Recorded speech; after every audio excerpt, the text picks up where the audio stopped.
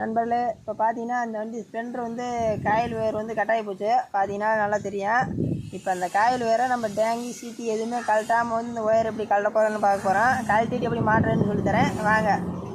First இப்படி நல்லா அப்படியே அப்படி முறுக்குனீங்கன்னா அப்படி பிடிங்கிட்டு வந்துடும். நான் ஏற்கனவே கழட்டி வச்சுருந்தேன், அதனால் ஈஸியாக வந்துருச்சு. கொஞ்ச நேரம் நீங்கள் ரொம்ப கஷ்டப்பட்டு முறுக்கிற மாதிரி இருக்கும். இந்த மாதிரி ப்ளக் மூடி புது ஒயர் எடுத்துக்கங்க. புது ஒயர் எடுத்துகிட்டு இதில் வந்து நல்லா இது மாதிரி டைட் பண்ணிக்கிட்டிங்கன்னா இது மாதிரி ஃபுல்லாக டைட் ஆகிரும். டைட் ஆனதுக்கப்புறம் இதை மறுபடியும் கழட்டிட்டு ரிட்டன் உள்ளே வச்சு அப்படியே டைட் பண்ணிங்கன்னா ஏறிடும்.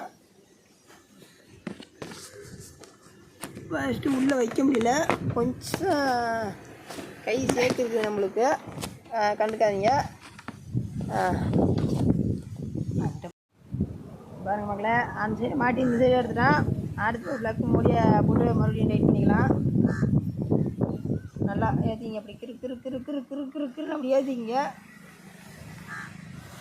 அப்படியே அப்படி சுற்றிக்கிட்டே இருந்தீங்க, ரொம்ப நேரம் சுற்றிக்கிட்டே இருக்கணும். அப்படி விட்றாங்க. அப்புறம் அப்படி கிச்சன் ஆயிரும்.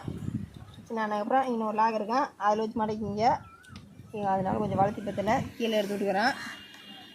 அடுத்து இந்த ப்ளக்குன்னு என் கம்மியில் வச்சுருந்தாங்க, இருக்குது. அதை தூக்கி இப்படி மாட்டிக்கலாம். ஃபஸ்ட் வந்து வண்டி ரொம்ப கரண்ட் வரல, ரொம்பவுமே திக்கி ஓடிச்சு. அது என்னன்னு ப்ளக்கை கழட்டி பார்த்தா ரொம்ப வந்து ப்ளக்கை ஃபுல்லாக நெருக்கி டைட் பண்ணி வச்சுருந்தாங்க. அதனால் அதை இது பண்ணிட்டு வச்சு பார்த்தா கரண்ட்டும் வரல. ஒரு 2 ஒயர் லூஸாக இருந்துச்சு, அதை டைட் பண்ணிட்டோம். அதுக்கப்புறம் இப்போ நல்லா கரண்ட் வருது. ஒயர் கொஞ்சம் கட்டாக இருந்துச்சு, டேமேஜாக இருந்துச்சு, அதனால் ஒயரையும் மாற்றிட்டோம். இப்போ வாங்க வண்டியை ஸ்டார்ட் பண்ணி காட்டுறேன், அப்புறம் பார்க்கலாம்.